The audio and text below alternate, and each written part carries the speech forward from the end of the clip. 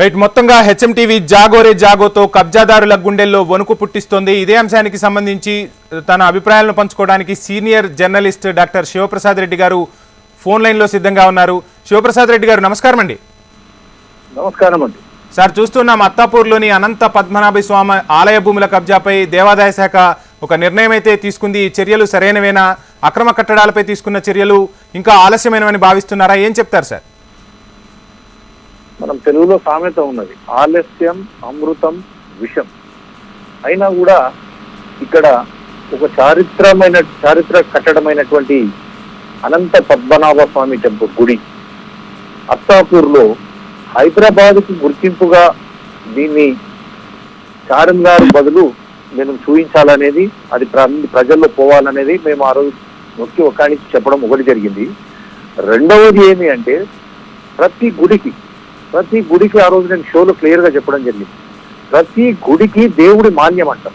అంటే భక్తులు ఆ కాలంలో రాజరిక పాలన నుంచి మొదలు పెట్టుకొని మామూలుగా మన ప్రజాస్వామ్య పాలనలో వచ్చే వరకు భక్తులు అశేషంగా నమ్మి ఆ గుడిని నడపడానికి నిత్యం దీపం ధూపం నైవేద్యం ఉండడానికి భూములు ఆ కాలంలో ఇచ్చేవారు.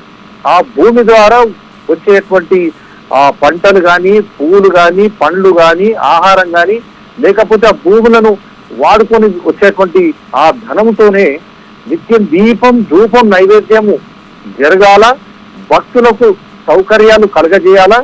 అక్కడ పంతులు కానీ, మనం అంటే పూజారులు కానీ, మిగతా సిబ్బందికి వాళ్ళకు నిత్యం వారి పొట్టకు కావాల్సినటువంటి సౌకర్యాలు, వారి జీవించడానికి కావాల్సినటువంటి సౌకర్యాలు కూడా ఈ దేవుడు మాన్యం ద్వారానే మనకు సంక్రమించాలనే ఒక మంచి ఉద్దేశంతో మన పాత పద్ధతులు మనకు ఇవి గుర్తు చేస్తా ఉన్నాయి.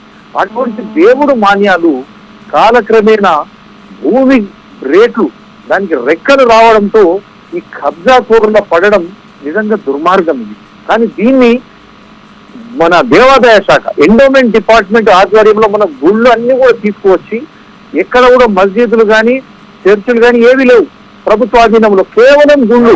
ఎందుకు అంటే ఈ గుళ్ళ కింద ఉన్నటువంటి అశేషమైనటువంటి ఆస్తులు, తర్వాత హిందువులు గుళ్ళకు పోయినప్పుడు ఆ హుండీలో సమర్పించేటువంటి కానుకలు ఏవైతున్నాయో అవి డైరెక్ట్ ఇన్కమ్ ట్యాక్స్ కానీ ఇండైరెక్ట్ జిఎస్టీ ట్యాక్స్ కంటే ఎక్కువ ధనము దాంట్లో వస్తుంది. కాబట్టి ఈవెన్ మన మోడీ హిందువులని చెప్పుకున్నటువంటి ఈ ప్రభుత్వం 11 సంవత్సరాల ఈ ప్రభుత్వం కూడా ఇది వరకు ప్రభుత్వం ఆధీనంలో నుంచి గుళ్ళను తీయకపోవడానికి కారణమే ఈ దేవాలయాలకు ఉన్నటువంటి విశేషమైనటువంటి ఆస్తులు, తర్వాత భక్తులు సమర్పించేటువంటి కానుకలు.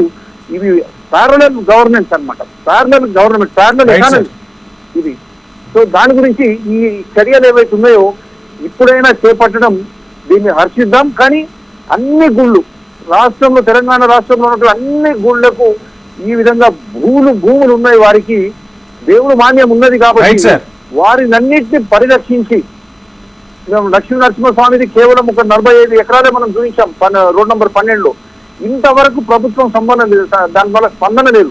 అంటే బంజారాహిల్స్ రోడ్ నంబర్ 12లో వందలాది ఎకరాలు ఉన్నాయి మన యాదగిరి లక్ష్మీ నరసింహస్వామికి. అట్లా ప్రతి గుడికి ఈ దేవుడు మాన్యాన్ని కానీ ఈ కబ్జా కోరుల నుంచి విడదీసి, తర్వాత ఈ దేవాదాయ శాఖ నుంచి గుళ్ళను గాన విముక్తి చేయగలిగితే మన గుళ్ళు, మన విశ్వాసం, మన సంప్రదాయం, మన సంస్కృతి, మన గుర్తింపు ఇది భవిష్యత్తు కాలాలకు కూడా కొనసాగింపబడుతుంది. లేకపోతే ఈ భూ కబ్జాదారులు ఈ మన భక్తులకు ఉన్నటువంటి ఆ విశ్వాసాల పట్ల విఘాతం చేసేటువంటి ఈ దేవాదాయ శాఖ ఉద్యోగుల వల్ల మన గుర్తింపు, మన హిందువుల సాంప్రదాయానికే ప్రశ్నార్థకం. Right sir, thank you so much.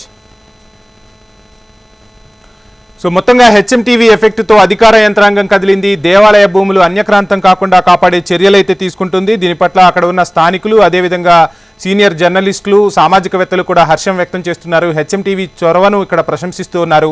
జాగోరే జాగో కార్యక్రమం ద్వారా దేవాలయ భూములను, దేవాలయాలను వెలికితీసే ఓ మహోత్తర కార్యక్రమాన్ని హెచ్ఎంటీవీ చేపట్టింది. హెచ్ఎంటీవీ ఎఫెక్ట్తో దేవాలయ భూముల పరిరక్షణ జరుగుతుండడం పట్ల స్థానికులైతే హర్షం వ్యక్తం చేస్తున్నారు.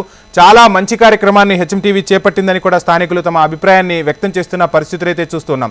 సో మొత్తంగా కోట్ల రూపాయల విలువ చేసే దేవాదాయ ధర్మాదాయ శాఖ భూముల కబ్జా చెర నుండి హెచ్ఎంటీవీ జాగోరే జాగో కార్యక్రమం ద్వారా విముక్తి చేస్తోంది.